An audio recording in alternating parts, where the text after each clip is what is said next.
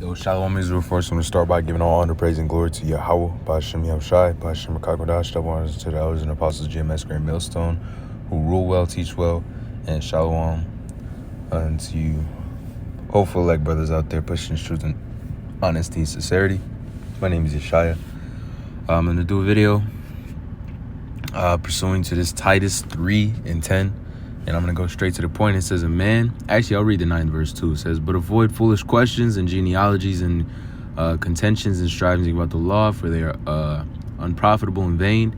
A man that is heretic after the first and second admonition reject, right? So we're going to go ahead and get a couple definitions. Heretic, basically, let's go and grab this.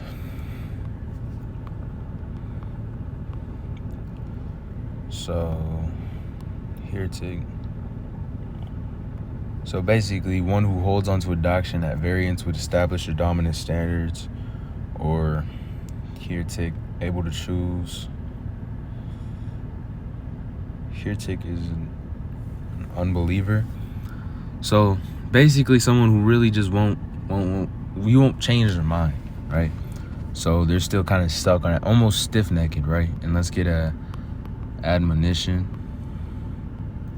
And it says reminding, instruction, right? So basically, your attempts to correct somebody in the spirit, right? And your attempts to, let somebody know that, hey, you're doing this shit wrong. You're rebuking, reproving, right? So after the first and second time, if these people aren't getting it, man, they're not gonna get it. And that's why verse 9 says, but avoid foolish questions and genealogies, contentions, striving about the law, for they are unprofitable and vain. Because these people in the world will come up with any way, shape, or form to ask questions, because they're unbelievers, man. Some of the things that we teach in this truth, right? Really, the elder apostles on down of GMS Grand Millstone, they teach, sound doctrine. But some of the things, you have to have faith, right? It's by faith that some of these things you're going to be able to understand. Because of faith is the key to some of these puzzles. And that's not to really just, because a lot of these bug outs like to take faith and they like to misconstrue fact, right? Some things are just fucking facts. Some things literally can be historically proven. But on the other hand, everything's in a balance. Some things you have to believe through by faith. And these people are constantly going to attack you and badger you with questions of this, that, or but what about this, or but what about that? Or maybe they're more the silent type, that they're just like, yeah, and then go back to doing the same shit, right? But bottom line, man, it's not for them. Let me get actually, for that type of spirit, let me get this. I think it's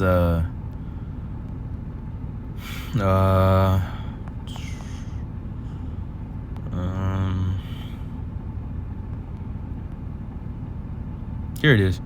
So it says, he that refuses instruction despises his own soul, and he that heareth reproof getteth understanding. The fear of the Lord Yahawah is the instruction of wisdom, and before honor is humility. So a lot of the times when these people, bro, they really fucking hate themselves, man. They have no self-respect. They got no care for this spirit, man. And who put that delusion onto them, right? Who put that spirit onto them? That's the Lord, man. The Lord does all things. By his hand, all things are done, man. So the people that you may say unto, like, hey, you may be going off of this, you may be going off of that, right? And they're just like, yeah, but then don't continue to do what's what's supposed to be done. That's the spirit that's on them. That spirit of uncleanness, that spirit of negligence, and ultimately destruction, right? And then for the other people, those are just non-believers, man. You don't deal with those people, man. Those people are just fucking, they're stumbling blocks. They're stumbling blocks, and it's true. Sometimes you really should just fucking stay away from those people, because they have no fucking use, right? Let's get Sirach 22:13. It says, talk not much with a fool, and go not into him that hath no understanding. Beware of him, lest thou have trouble, right? There's a reason why the Lord said, can two ye walk together lest you be agreed, right? You're not yoked with these people. You're not in the same spirit of these people, right? Whether it be somebody from another camp, whether it be a fucking Christian or any of these other like weird folly ass religions, or whether it be your own people, like you got your mom or your pops or somebody like that. Talk not much with them and avoid conversations with them, because they're they're just ridiculous, man. And it says, thou shalt never be defiled with his fooleries, right? So you don't want them planting fucking demons on you, man. Then what are those demons? You know, demon of delusion, demon of like, I don't know, fucking discourse. And you got, now you sitting there like, oh shit, I need to talk to this brother more. Nah, no, you don't. You need to leave that motherfucker alone. You know, depart from him, thou shalt find rest and never be disquieted with his madness. Because that's what a lot of these people are stuck in, man.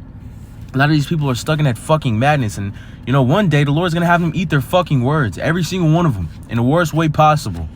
Right? So what is heavier than lead? And what is the name thereof but a fool? Sand and salt and a mass of iron is easier to bear than a man without understanding. Because these niggas are stupid and they're ridiculous. And you really should leave them the fuck alone, man. It's easier to bear sand and salt and a mass of iron. Right? Imagine holding all that shit together. Sand, salt, and a mass of iron. Than a man without understanding. You know how fucking ridiculously difficult that would be? Try to hold a mass of iron covered in sand and salt. And let's get like a, you know those strongman competitions? Let me see if I can pull something up like that.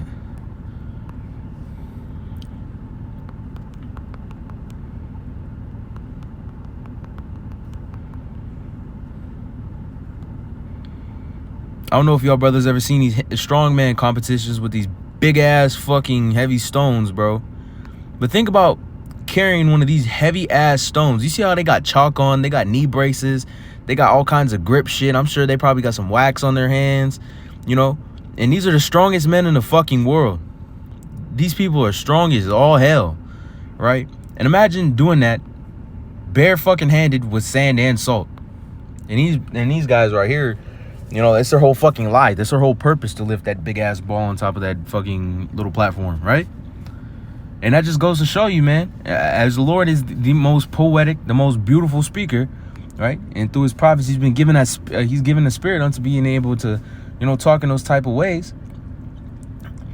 That really personifies, and personifies not a good word. It's a great analogy, in a sense, is what I'm trying to say. It is a perfect analogy for the whole situation. You should really just stay away from them, man, for they cause ye to err, right? But hey, I hope this lesson was edifying. I want to lastly give all honor, praise, and glory to Yahawah Bahasham Yahawashi Bahasham Qadash, and Shalom.